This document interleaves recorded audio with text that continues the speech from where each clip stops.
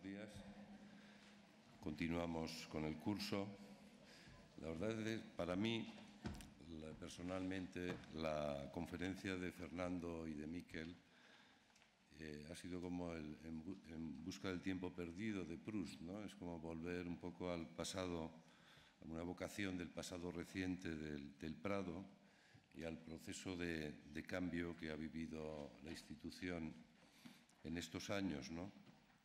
Y la verdad es que al mismo tiempo, hace 13 años en mi caso, cuando llegué a la dirección del museo, pues al mismo tiempo que se construía físicamente la ampliación del museo, también al mismo tiempo vimos claramente que teníamos que reconstruir, en este caso, la identidad del museo y muy principalmente su relación con la sociedad, ¿no? Y la verdad, a una de las primeras personas que yo llamé para empezar a pensar, a reflexionar en qué hacer fue a Fernando Gutiérrez. Y la verdad es que muy rápidamente descartamos que lo que necesitaba el Museo del Prado era un cambio de identidad corporativa, eso que asociamos más al ámbito empresarial, ¿no? El cambiar el logotipo, cambiar las formas, ¿no? Nos parecía que el Prado se estaba construyendo una nueva fachada arquitectónica, pero no necesitaba simplemente una fachada gráfica, ¿no? Sino realmente lo que necesitaba el museo era entrar de lleno con el diseño gráfico y visual, con la creatividad en el sistema nervioso de la institución, ¿no? Y de alguna manera lo que nos propusimos era cambiar por dentro para cambiar hacia afuera, ¿no? Este es un poco la idea, la locomotora que guiaba un poco el trabajo de aquellos primeros años, ¿no? Y lo interesante es que a esa locomotora se han ido sumando vagones de talento, ¿no? El primero fue Miquel Garay, se incorporó muy pronto, se estrenó, lo hemos visto hoy con esta maravillosa idea de cómo comunicar una gran exposición como fue Tiziano. Fue un proyecto realmente en todos los sentidos muy transformador, muy de cambio. Luego Miquel también tiró de otra persona maravillosa que está con nosotros y que nos está ayudando muchísimo todos estos años para avanzar en el ámbito de sacar al museo hacia lo público, que es Cristina Lobisetti, la directora de la Fundación del Prado Difusión, de la Sociedad del Prado Difusión. Y bueno, ese tren se puso en marcha y que se abrió la ampliación de Rafael Moneo, una nueva puerta para el veterano museo, y muy pronto nos dimos cuenta que nos faltaba también mirar hacia el público, hacia el visitante, ¿no? Y Cristina, en este caso fue ella muy personalmente quien convocó a otro talento extraordinario, ¿no? Que es nuestro querido amigo, el fotógrafo, artista napolitano, Francesco Iodice, que está con nosotros y que ahora va a intervenir, ¿no?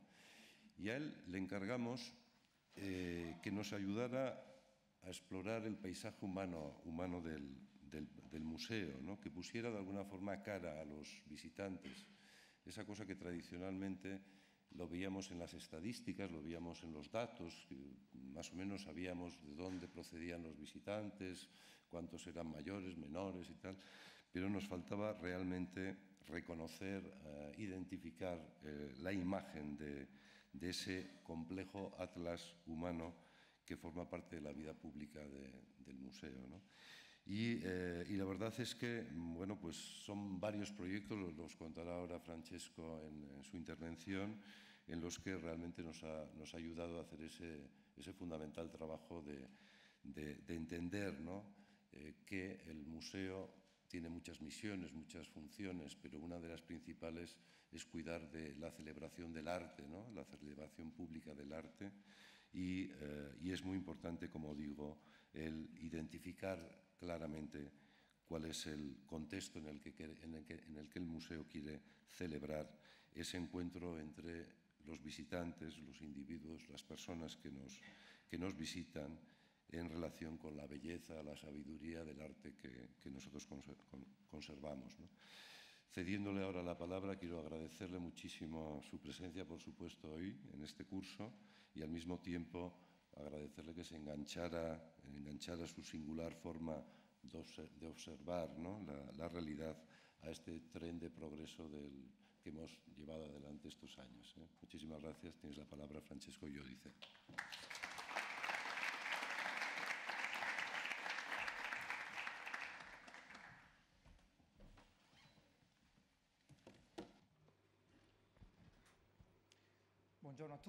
Muy buenos días y bienvenidos. Pido disculpas porque mi intervención la voy a hacer en italiano, con lo cual estaréis obligados a utilizar los auriculares para la interpretación. Antes de comenzar, me gustaría darle las gracias a la institución del Museo del Prado y a su director por haberme invitado de nuevo a formar parte de los procesos culturales e intelectuales de esta institución. Y lo digo muy sinceramente, porque para mí de verdad es un honor y desde luego también es un placer verdadero. Y mi intervención la voy a hacer a través de la presentación de tres trabajos. Estos trabajos en realidad son tres películas, tres vídeos, tres proyectos audiovisuales. Y decidí mantener toda la narración coherente con el tema de este seminario, sobre base cinematográfica únicamente, y por eso el título de mi intervención, que arranca con esta expresión algo misteriosa, yo diría, una cosa famosa. Esta es una expresión que he copiado literalmente de la definición de uno de los escritores americanos más importantes en el siglo XX, un escritor que se llama Gore Vidal. Y le voy a dedicar pocas palabras para explicar el sentido que Gore Vidal le atribuyó al poder de la comunicación cinematográfica, la comunicación y audiovisual en nuestro mundo. Tal como decía, mi intervención se desarrolla con la presentación de tres proyectos audiovisuales. Los dos primeros de los tres proyectos, porque todos los proyectos en realidad tienen nacimientos distintos y fechas distintos. El primero en el 2011, el segundo en el 2014, y depende algo de los comitentes. Y es un deseo del Museo del Prado. En el primer grado me quiso confiar un proyecto de arte contemporáneo, es decir, un proyecto completamente libre. Y en el segundo caso, en cambio, me pidieron que hiciera una película institucional y por lo tanto se trata de un trabajo híbrido entre la creación artística por un lado y la necesidad de comunicar a nivel institucional lo que es la identidad del Museo del Prado. El primer proyecto es del 2011, el título es de origen latino, Spectaculum Spectatoris. Y como acaba de describir Miguel Sugaza, se trata de un proyecto que nació porque se quería contar el vuelo del espectador contemporáneo dentro de las instituciones, dentro de esta institución. En la intervención anterior, Miguel y Fernando han hecho una diferenciación entre el cliente y el visitador, aclarando que una institución civil como el Prado no tiene clientes, lo único que tiene son visitantes. Y esta diferenciación es muy importante porque la mayor parte de mi trabajo contemporáneo de estos últimos años como artista político se ha basado en la construcción de procesos de participación de aquellos que visitan las obras de arte. Bueno, en mi caso concreto, mis obras de arte. Para mí, el cliente es un actor, es una figura pasiva del arte. En cambio, el visitante es una figura activa, que tiene un centro o es central, y no solo en el disfrute de la obra de arte, sino también en todo el proceso de construcción de los nuevos significados de la obra de arte. Entonces, el primer proyecto que realicé para el Museo del Prado, que era Spectaculum Spectatoris, es como si hubiera sido un atlas de las personas que lo visitan. Este proyecto respondía a una pregunta fundamental, una pregunta que para mí se ha convertido en obsesión, en una enfermedad. Y la pregunta es, ¿a quiénes estamos hablando? Y no solo yo como artista, sino todos los artistas, los directores de las instituciones, de la galería, los críticos, los historiadores del arte. ¿Quiénes son hoy nuestros interlocutores? ¿Y qué tipo de relación tenemos que mantener con aquellas personas que aman, que viven y que nosotros invitamos, y aquí para utilizar otra palabra utilizada por Fernando y Miquel en la campaña 2007 de reapertura del Nuevo Prado? Y desde entonces, lo que hicimos en el 2011 no fue únicamente un proyecto artístico, sino que lo que quisimos es como una gran carnet de identidad de los visitantes. Hicimos 800 películas de alta definición, con 400 de cuerpo entero y 400 primeros planos de personas que estaban en el museo durante la semana que hicimos la película, el vídeo. Estas 800 figuras, estas 800 personas, al final del proyecto se han convertido en una videoinstalación en la cual la figura volvía a ser central con respecto al espacio del museo y con respecto también a la fábrica y con respecto también a las obras. Esto no quería ser una falta de respeto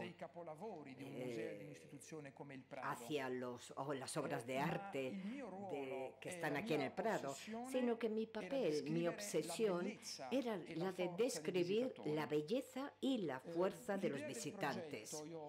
La idea de este proyecto, y esto es una anécdota que siempre cuento, había nacido como resultado de la lectura de algunas notas autobiográficas del artista Giacometti. En estas notas, en un momento determinado, Giacometti usa la siguiente frase: cuando era un artista joven, visitaba el Louvre y me emocionaba delante de los cuadros de los grandes artistas. Ahora que vuelvo al Louvre como artista maduro, quienes me emocionan son los visitantes, las personas.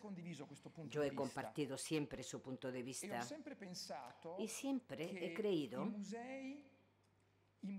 que los museos importantes, como lo es el Museo del Prado, es decir, aquellos museos que tienen una responsabilidad moral hacia el público, o mejor dicho, hacia la comunidad, tenían que empezar a adoptar un tipo de archivo del visitante. Vamos a pensarlo. ¿Qué es un museo como el Prado? Se trata de una institución que tiene que coleccionar, tiene que proteger, conservar, reorganizar, en el sentido de repensar estas obras y exponerlas para darlas en su forma renovada al público.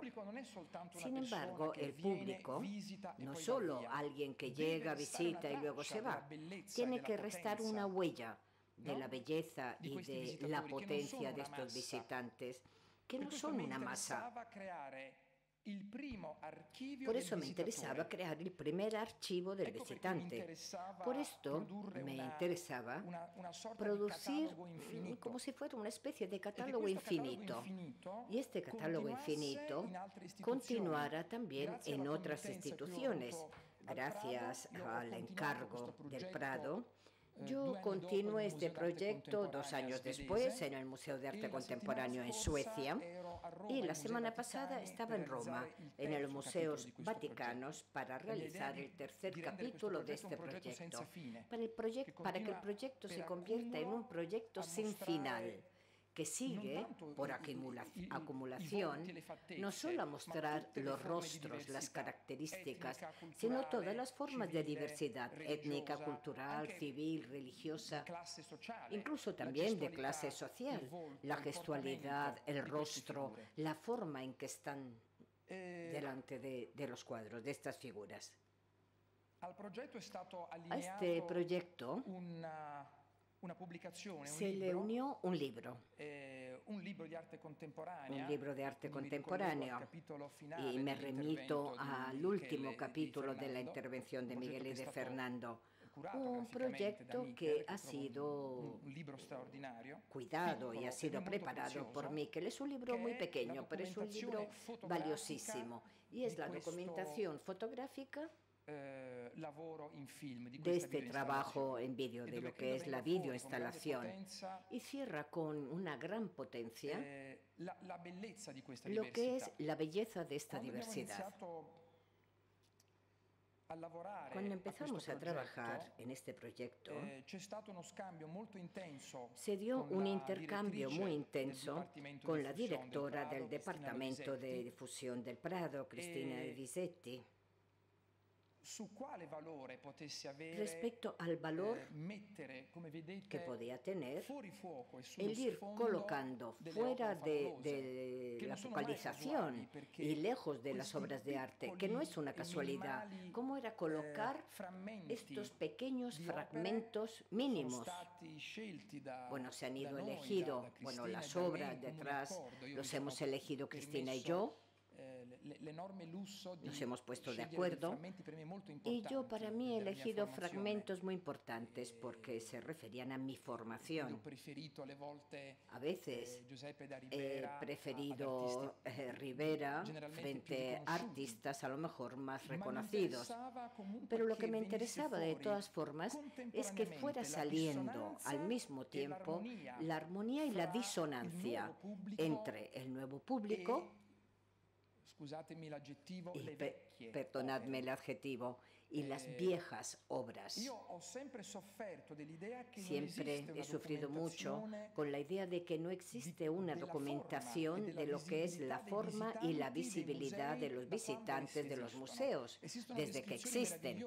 Hay descripciones maravillosas del interior de los museos, los de Goethe, los de Oscar Wilde, pero en realidad tenemos muy pocos testimonios en dibujo o en foto de lo que es la forma de los visitantes. Por esto para mí fue muy importante comenzar esta aparentemente aburrida carnet de identidad infinito de lo que es el visitante contemporáneo.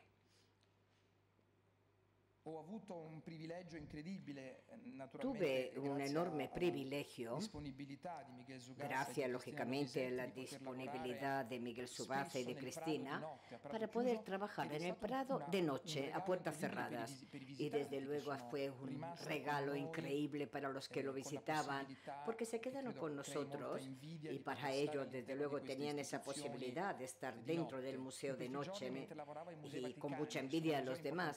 Y cuando estuve trabajando en los museos vaticanos, que es muy difícil visitarlo porque tiene miles de visitantes, pero al mismo tiempo el espacio del museo es muy pequeño, es muy estrecho.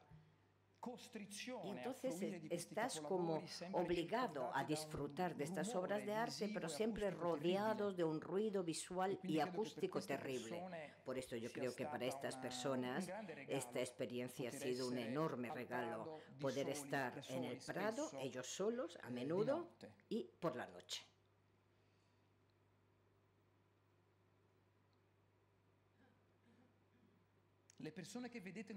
Las personas que estáis viendo no son actores, son visitantes que desde luego hemos interrumpido mientras visitaban el Prado, diciéndoles si querían participar libremente en la construcción de este archivo, de esta obra de arte.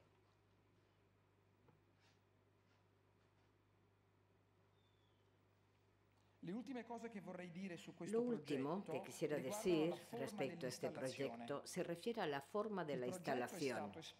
El proyecto se expuso en la Galería Fónica del Prado por un motivo especial.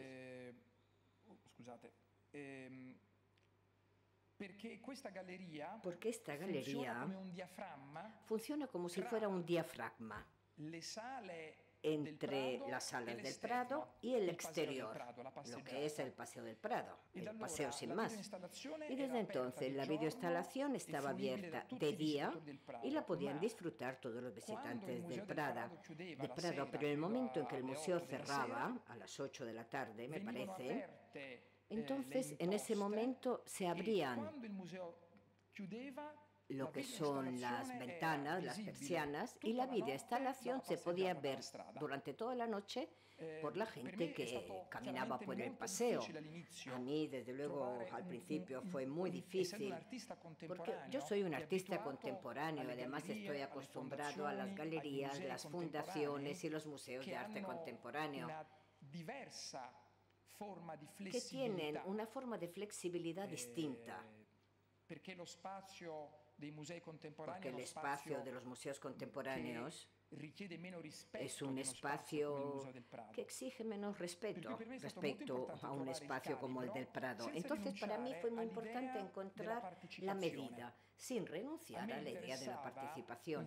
Lo que me interesaba al instalar el proyecto de esta forma, que por la noche la fábrica del museo, el edificio, se abriera como si fuera una caja que puede abrirse y terminara en la calle como si fuera un cine, pero sin dar ninguna información. A mí lo que me interesaba era la casualidad de la interceptación de una obra de arte por parte de un público casual. Por lo general, el público que durante el día visita el museo es un tipo de público que ha realizado una elección, no está obligado. Y además no es que llega al Prado dentro del museo por error, por casualidad. En cambio, yo quería que esta obra del Prado la interceptaran incluso por equivocación. Personas que salían a pasear el perro, dos novios que estaban paseando y que por pura casualidad se quedaran impactados por la fuerza de la imagen audiovisual. Y que a lo mejor al día siguiente igual entraban en el Prado, también debido a la naturaleza de la relación que esta obra de videoarte establecía con el arte clásico. Esta es una imagen sobreexpuesta, es una imagen nocturna de la instalación vista desde el jardín que está en la fachada lateral. Otra operación que decidió el Museo del Prado y Cristina Lovisetti fue la de presentar un breve vídeo en 400 cines de toda España. Este proyecto, muy unido a la instalación Espectáculo Spectatoris, no era una publicidad, sino que literalmente es como si fuera una invitación, porque al final de la película lo único que se veía era venid al Prado, porque nos interesaba muchísimo que esta película brevísima, cortísima, que aparecía justo antes de que comenzara la película, por la que la gente había pagado para ir al cine, se convirtiera sencillamente en una rara imagen, una imagen no clara, que decía sencillamente, tenéis que venir al Prado. Ahora os voy a presentar muy rápidamente un breve extracto de muy pocos minutos de lo que es la videoinstalación Spectaculo Spectatoris.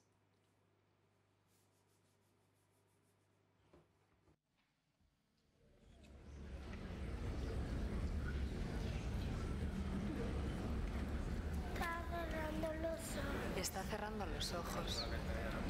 ¿Tú crees que está malito?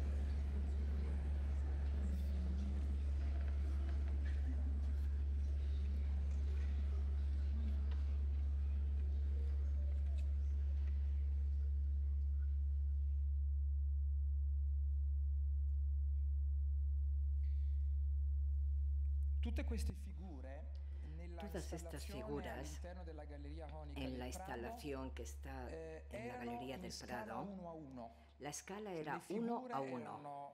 Es decir, que las figuras estaban representadas y puestas en escena con su dimensión natural, con su tamaño natural. Y esta posición fija, aquí mirando a la cámara, y esta mirada fija dirigida al objetivo, es decir, dirigida a los visitantes de la exposición, fue como si fuera una especie de enfrentación y relación que el público presentaba a los visitantes, como si fuera una oposición física, pero al mismo tiempo una declaración de intenciones. Antes de la visión de las obras, y que a lo mejor habrás reconocido por lo menos una parte de ellas que estaban detrás de las figuras, existía la necesidad de dialogar con la potencia de la diversidad de este público. El segundo proyecto que voy a presentar hoy es un proyecto muy reciente y ha sido pensado y realizado el año pasado, en el 2014. Esta vez también, gracias a la invitación del Prado, y es un proyecto muy distinto. De nuevo es una película, un vídeo, pero no es una obra de arte. Es una película institucional. El Prado quería producir un vídeo que contara a un público más amplio, utilizando incluso sistemas de comunicación como las redes, YouTube. Quería mostrarles qué es un museo como el Museo del Prado hoy. Entonces tuve la suerte y el placer de trabajar de nuevo con Miguel Sugaza y con Cristina Livicetti sobre lo que es la creación de este breve vídeo. El vídeo nació como si fuera, o mejor dicho, nació con una gramática totalmente distinta. Lógicamente no existía la libertad del autor. Lo que había en este caso era la necesidad de contarle a todo el mundo y contarles fundamentalmente a la gente, a aquellas personas que no saben lo que es el Prado, pero ni siquiera algo como si fuera el Prado. Y un público que por lo general hoy se queda fascinado por otros temas. Un autor contemporáneo británico, Alan Moore, dijo: estamos viviendo tiempos oscuros porque hemos sustituido los libros con la moda, por la moda, y el sexo con la comida. Son dos sustituciones horribles. Yo como poco y además me he visto muy mal. Y por eso, por un lado, existía la necesidad institucional, incluso si queréis podía ser una necesidad comercial, producir un vídeo de este tipo como hacen los grandes museos. Pero al mismo tiempo, puesto que yo soy un artista civil y siempre valoro respecto a lo que es el valor ético de un determinado proyecto, también existía el deber moral.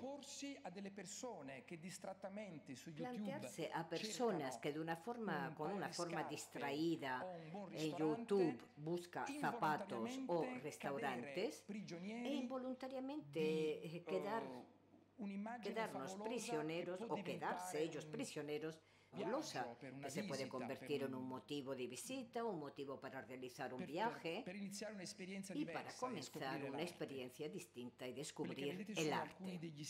Lo que veis aquí son imágenes fijas sacadas del vídeo que voy a mostrar ahora.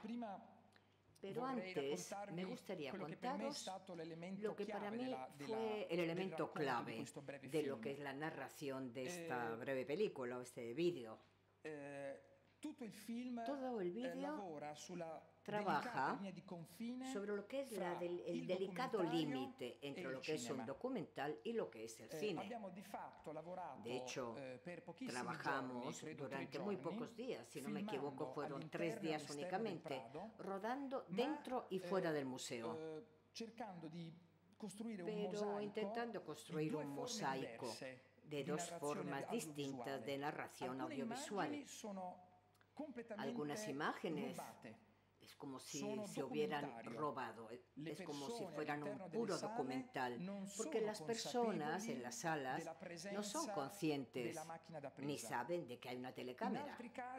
Por otro lado, en cambio, utilizamos a las personas como si fueran actores, construyendo una narración. Una narración falsa, una narración mimética, porque con Cristina Lovisetti elegimos toda una serie de frases históricas, frases importantes y no necesariamente relacionadas ni al arte ni al Museo del Prado, sino todas ellas relacionadas con la epifanía, la maravilla, la belleza de la visión.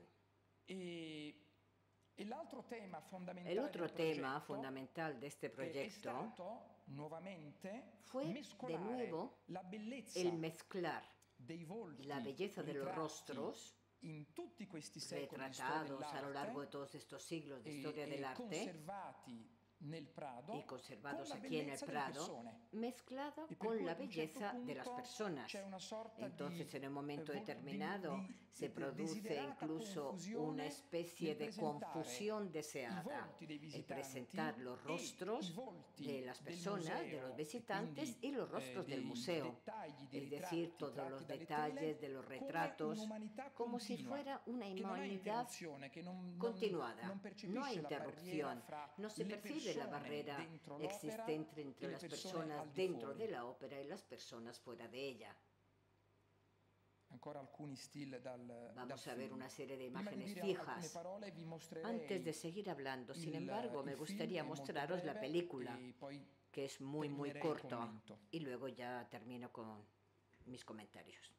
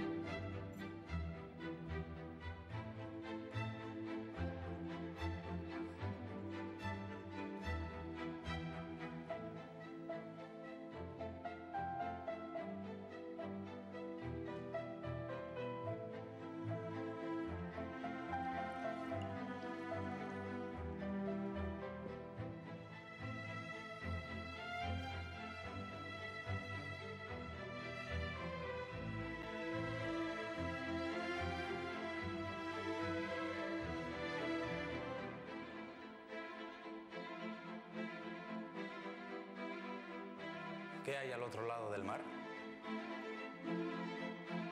El mundo.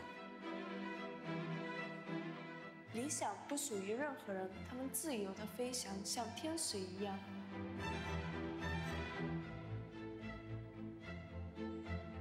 Torneranno. È sempre difficile resistere alla tentazione di tornare, non è vero? This world is but a canvas to our imagination.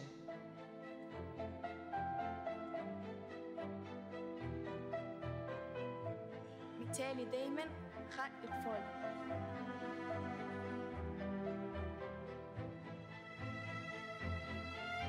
The artist always has the masters in his eyes.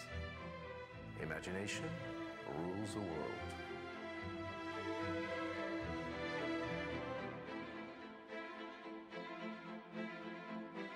Мне кажется, что здесь проходит вся ностальгия. Le beau est toujours bizarre. 私たちは美しさを求めて旅に出る。これらは彼らの愛によって作り出される。La gente va al museo a buscar ángeles.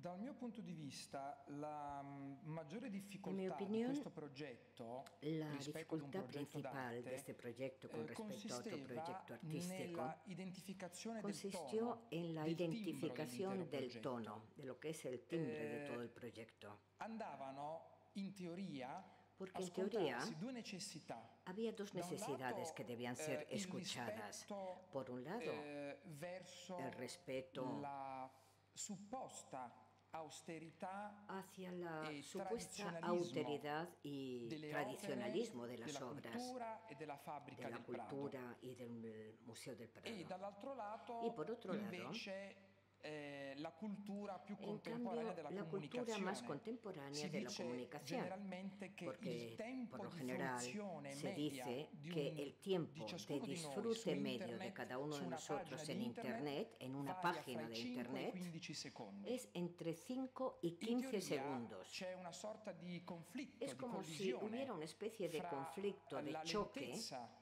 entre la lentitud del respiro di un luogo come il Prado de un lugar como e el la Prado, la de frenesia, cómo se l'energia respira en di un un lugar del luogo Prado, come y en la cambio comunicazione el audiovisuale frenesí de contemporanea. lo que es la comunicación In contemporánea. realtà io Porque en credo e realidad spero, creo y espero, ed in realtà è stato così perché poi y además en realidad ha sido abbiamo así, visto che questo porque film también vimos nell'arco que este di un vídeo anno a lo ha largo avuto de un un numero año di visitatori in tuvo internet un número de visitantes en mostruoso, Internet mostruoso. enorme, In realtà gigante. questo si è Pero en verificato alla realidad fine esto un se falso dio, problema. al final se planteó un problema falso.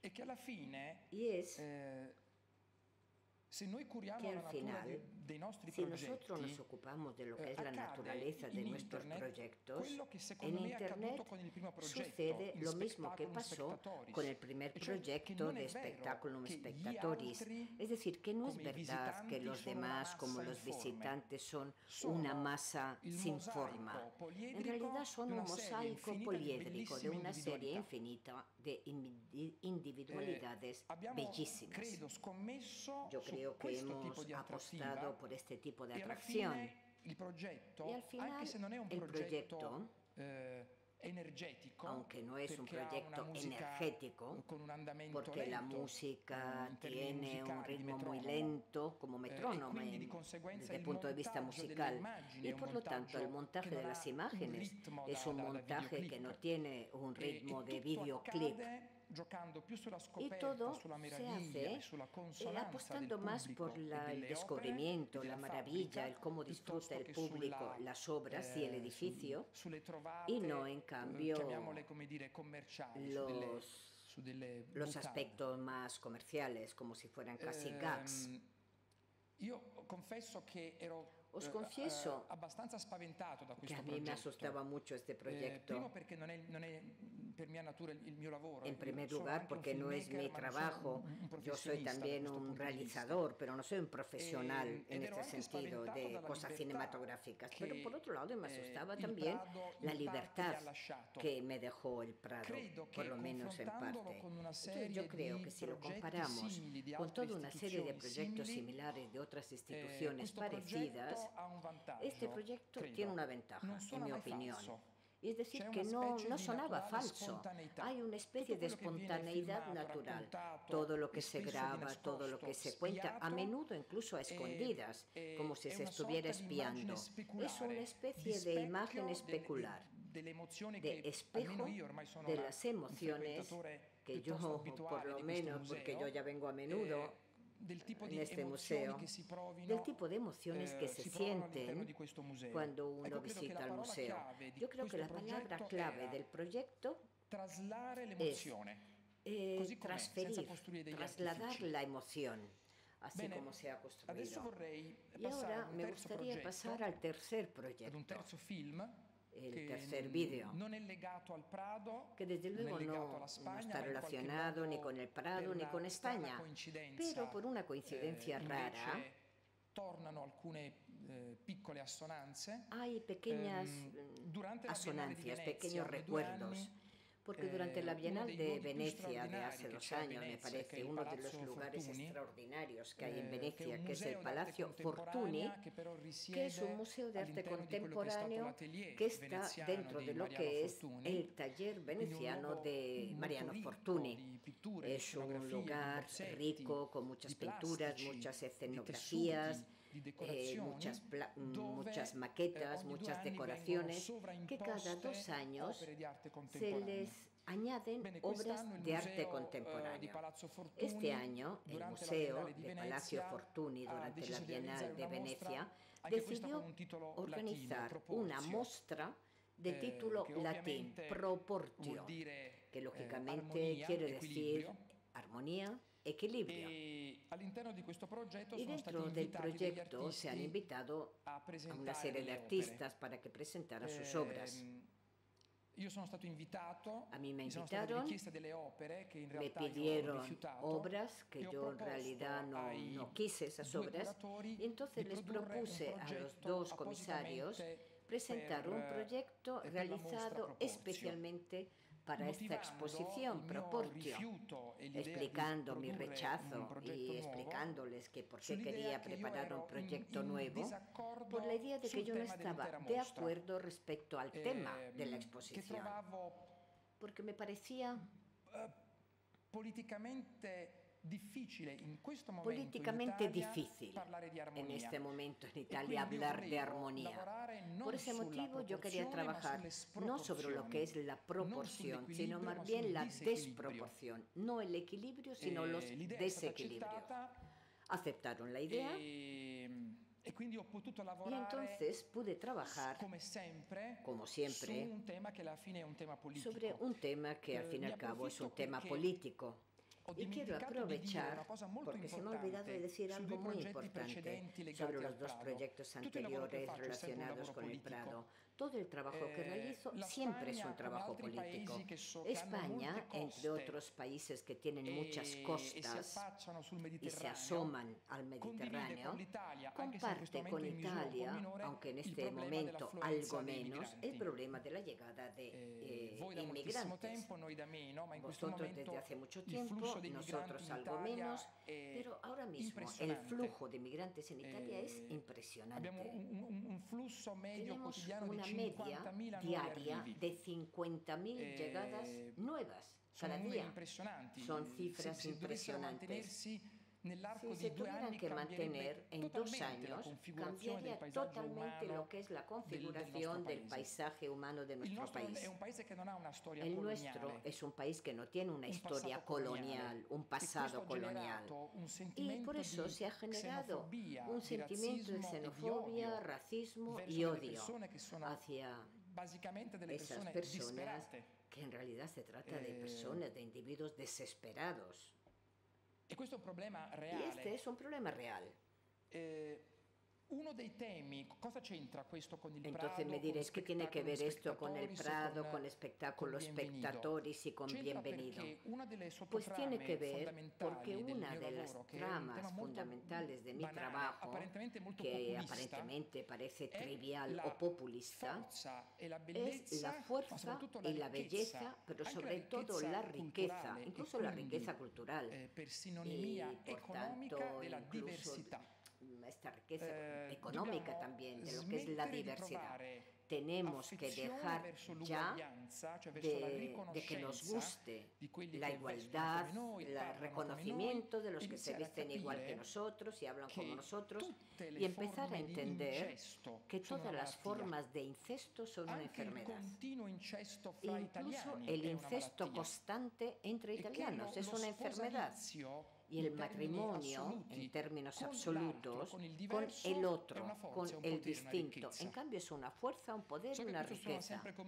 Yo sé que esto siempre suena como demagógico, pero en realidad es simplemente una urgencia.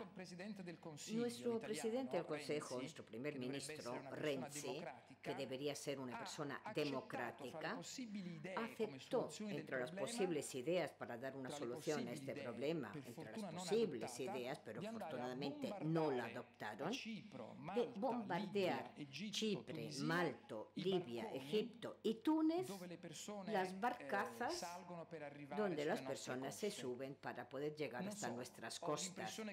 Yo no sé, pero tengo la sensación de que no se trate de la solución más inteligente frente al único problema que todos nosotros tendremos en los próximos años. Es la demografía. Es el único problema que tenemos, la demografía. Pues muy rápidamente llegaremos a los 12.000 millones. Desde luego deberían construir muchísimas bombas, o de lo contrario podemos empezar a imaginar que el otro se tiene que convertir en uno de nosotros, porque de lo contrario no se avanza. Este tema, que es un subtema en Espectáculo Spectatorum, en cambio se convierte en el tema clave, el tema central de este proyecto. El proyecto realizado para la muestra de Palazzo Fortuny se llama Atlas, y en cambio habla de la fuerza del desequilibrio. Es un vídeo muy raro, ahora lo voy a mostrar, pero antes de comentarlo, bueno, después de verlo, quiero decir que en este vídeo, que es un montaje de muchas imágenes distintas, recogidas de distintos archivos, entonces son vídeos archivados y están unidos por toda una serie de pequeñas piezas que yo he rodado, que se refieren a la estatua.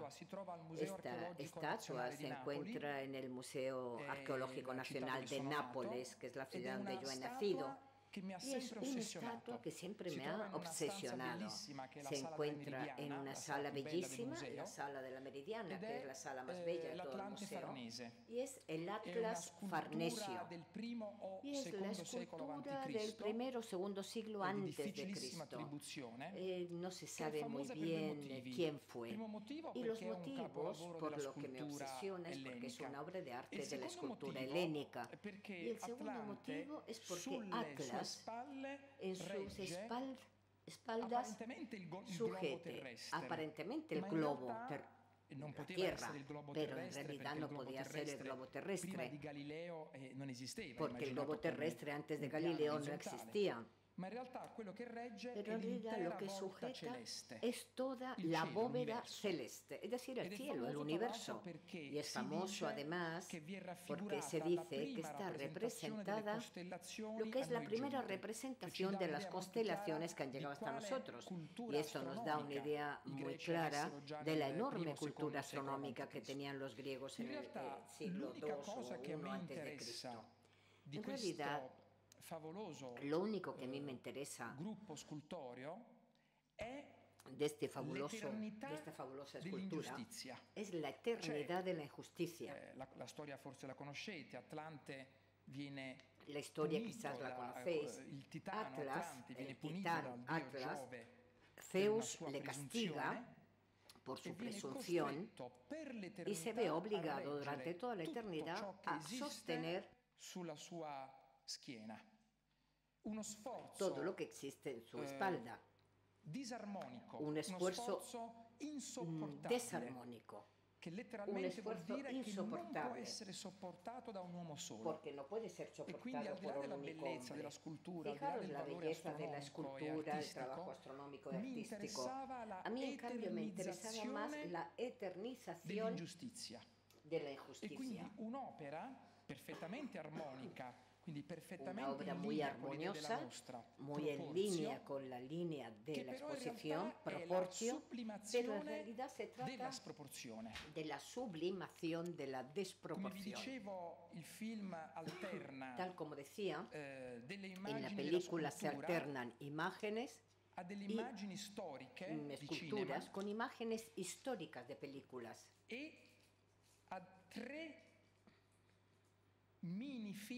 Y tres mini películas sacadas de tres acontecimientos del siglo XX. la aparente felicidad de la periferia americana de los años 50 en películas de 8 milímetros. 8 milímetros es como si fuera el código visual de esos años, el código con el cual se rodó el homicidio Kennedy, por ejemplo. La Primera Guerra Mundial, rodada en blanco y negro, 16 milímetros con las primeras telecámaras, y por último la publicidad televisiva de los años 80 en HS o beta o HS o beta.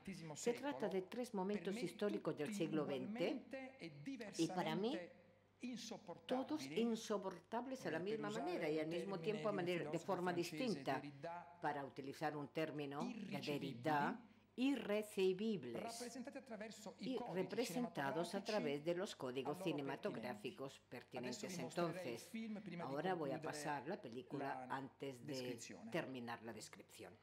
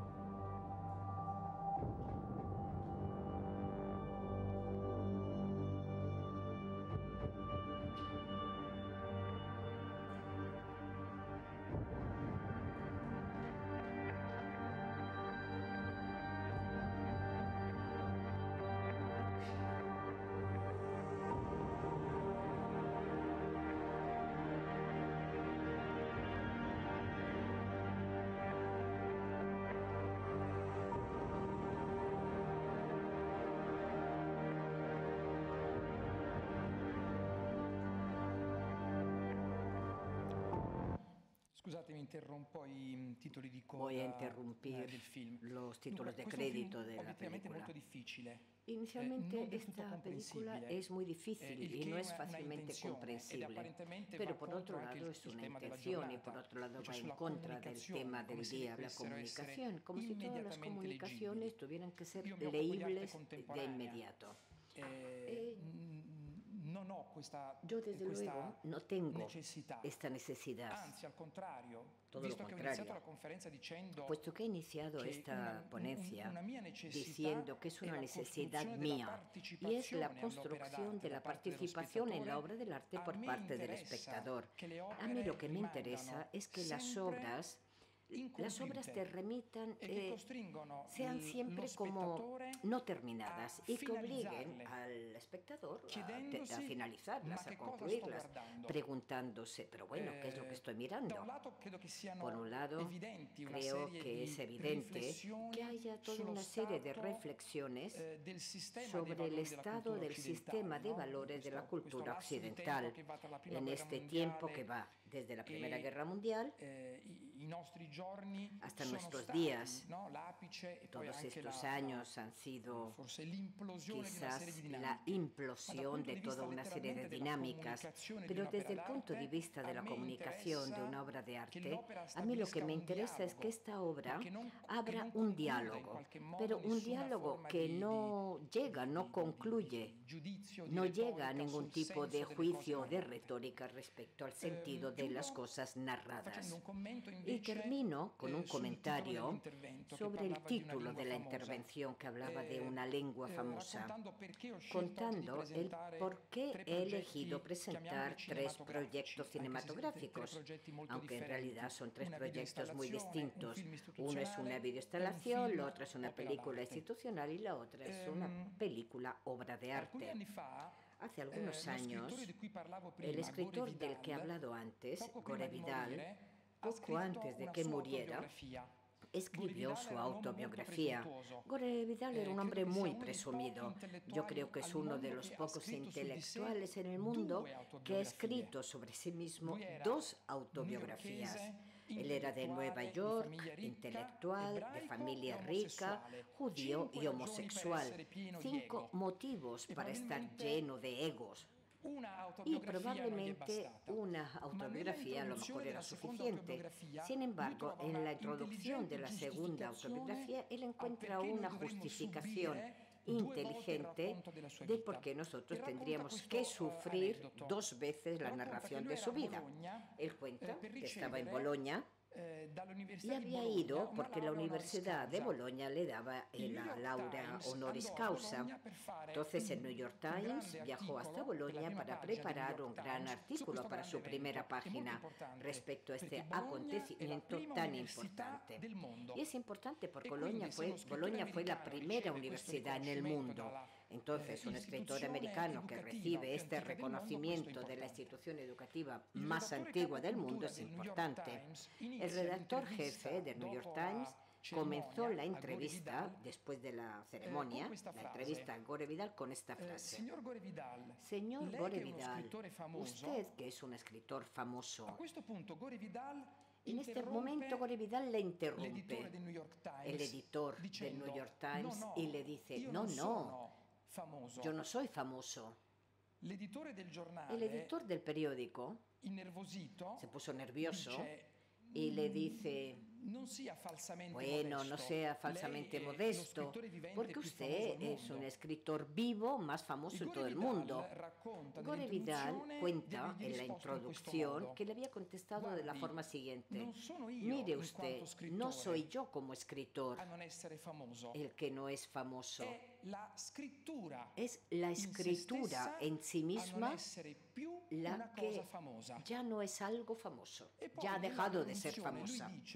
Luego en la introducción Él dice que cuando de instinto le dijo esta frase, él de instinto, porque él sí era un escritor, pero tenía que admitir que la escritura, la narración, ya no era una lengua contemporánea. No son los artistas los que eligen los códigos. Los artistas trabajan porque están enfermos, tienen obsesiones, urgencias, necesidades, pero tienen que utilizar los códigos que el tiempo, la colectividad, el hábitat, la biosfera deciden en su lugar. Con lo cual se dio cuenta que la escritura ya no era una lengua famosa. Él dice una palabra terrible, yo no sé si se puede traducir fácilmente. La escritura ya era únicamente una materia para amantes de las cosas muertas. Es algo terrible, pero desde luego tiene su lado de verdad. Y por otro lado dice, en esta segunda autobiografía no voy a contar otra vida, yo voy a contar la misma vida, pero solo para que la podáis entender. Y la voy a contar a través del cine de mi vida de los años 50, 60, hasta los 80, 90. Y dice, si yo ahora estuviera en Chongqing, en China, no le podría hablar a un desconocido. No lo podría hacer a través de las obras de Chandler o Cormac McCarthy, y esto se lo añado yo, ni siquiera a través de las obras de Goya Velázquez. Pero si yo inicio mi conversación utilizando Titanic con Leonardo DiCaprio, entonces sí encontramos una lengua común. El tema no es la calidad de la película, sino la idea que en un momento determinado el cine se ha convertido en el código de nuestro tiempo. Este es el motivo fundamental por el cual yo le he dado este título a esta intervención. He decidido hablar de arte y del Prado a través de estas tres obras. Y con esto no añado nada más. Muchas gracias. Y ahora si alguien quiere plantearme alguna pregunta, estoy encantado de contestar.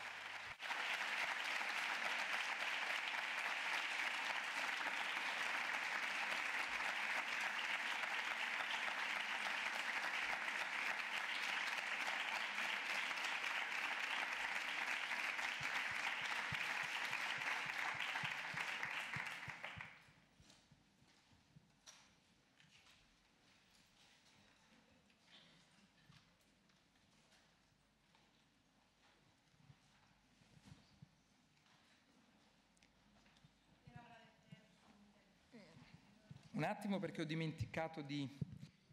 Un segundo, se tiene que poner los auriculares y la persona que hace la pregunta tendría que hablar al micrófono. Prego.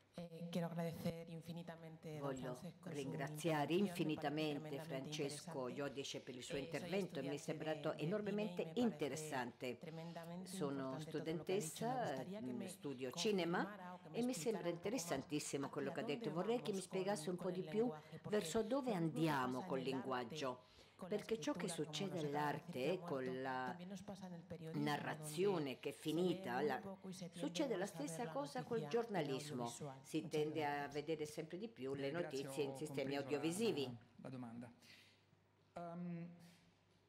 Muchas gracias, le he entendido bien su pregunta. En primer lugar, quiero explicarle qué significa que los códigos, los lenguajes del arte mueren. Se ha muerto la pintura, se ha muerto la escultura, la fotografía, incluso el cine ha muerto. Y esta no es una imagen horrenda, porque todos los códigos artísticos pertenecen a una época. Y la época se refleja a través del código. Pero cuando un código muere, pasa a través de un proceso del ave fénix, es decir, que a través de la muerte hay un renacimiento. Lo que pasa es que cuando un código muere y renace, luego se convierte en un metalenguaje. ¿Qué significa que se convierte en metalenguaje? Y es que cuando la fotografía muere y vuelve a nacer, renace una forma compartida por todos. De hecho, todos somos fotógrafos. porque estamos con Instagram o con el Photoshop. Y lo mismo es válido para el cine. El cine ha muerto y renace con una forma más democrática. Pensar en la cantidad de películas que hoy se producen de una forma casera prácticamente, que esto no significa que no sea profesional. En primer lugar, creo que la muerte de los códigos sea una operación sana. Forma parte de un proceso darwinista, evolucionista.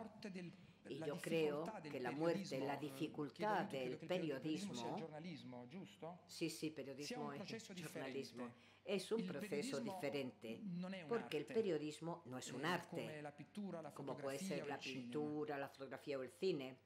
El problema del periodismo es un problema distinto. Forma parte del embedment, como se dice en inglés. Hay una película fabulosa de Sidney Lumet, que además ha ganado varios Oscars, se llama Network. Y es toda la historia del cine y describe cómo una gran red de formación americana la compra una multinacional. Es una película de los años 70 y anticipa lo que luego ha sucedido. Porque hoy por la mañana, en el hotel estupendo donde me alojo gracias al Prado, he consultado la primera página del País, Le Monde y New York Times. Pues era la misma página. Porque el periodismo no es que esté enfermo, está muy bien. Lo que pasa es que no te puedes fiar, es falso. Si quieres buscar información, hay que buscarla en otro lugar. Hay que tener mucho cuidado con lo que es la invención de la historia. Cuando hace algunos años apareció Wikileaks, gracias a Assange le acusaron inmediatamente de violación de una señorita sueca, pero fue enseguida, en el acto. ¿Y por qué? Porque era un lugar de información real. Lo mismo ha pasado con Snowden. Hacer información en este momento es peligroso. Todos nuestros diarios forman parte de multinacionales, de corporations, de instancias de poder. Por lo demás, y termino diciéndole que los lenguajes evolucionan. Yo creo que después de la estación del cine aparece una nueva estación estupenda, fenomenal, que se refiere a los videojuegos. Uno siempre piensa en los videojuegos como si fuera algo para niños. Y hay pocos que saben que hace algunos años el mercado de videojuegos superó, pero como mucho, el del cine. Entonces ya no es un fenómeno solo para niños, es lógico. Y hay pocos que saben que algunos juegos, como Assassin's Creed, los utilizan en las escuelas para dar clases de historia del arte. Afortunadamente veo cabezas que se mueven que dicen que sí. Se utilizan porque hay reconstrucciones realizadas por historiadores del arte de Jerusalén, de Constantinopla, de Florencia, de muchas regiones, tal y cual, digamos, como era el año en que se hizo. Los vestidos, la arquitectura, todo reconstruible y todo visible. Es una especie de visita guiada en 3D en nuestra historia. Yo no sé si lo pensáis de vez en cuando, pero el videojuego es también la evolución de la forma de la narración. Antaño teníamos los libros, leíamos y sufríamos la historia. Luego teníamos el cine, pero hoy, cuando vivimos una historia en los videojuegos, el final depende de una serie de opciones. Vuelve a aparecer aquí el juego de la ética. Es como si fuera una enorme guerra y paz, pero diferentemente de la película, que está limitado por las 2 horas de duración, un videojuego tiene una duración que nos tiene allí meses y meses. Es como una transferencia a un mundo tridimensional, que tiene el peso cultural de Moby Dick de Melville, o los libros de Stephen King, o Guerra y Paz de Tolstoy. Afortunadamente, los lenguajes mueren. Y tenemos que tener la capacidad infantil de enamorarnos de lo que cambia. Esto no significa que nosotros, puesto que estamos jugando a Metal Gear Solid, que es la obra de arte de la historia de los videojuegos, dejemos de leer Julio César de Shakespeare o dejemos de venir al Prado para admirar a Velázquez. Las cosas conviven. Hay que entender que hay una continuidad y una especie de reflexión y de diálogo continuo entre estos códigos. Yo no digo que el futuro sea videojuegos.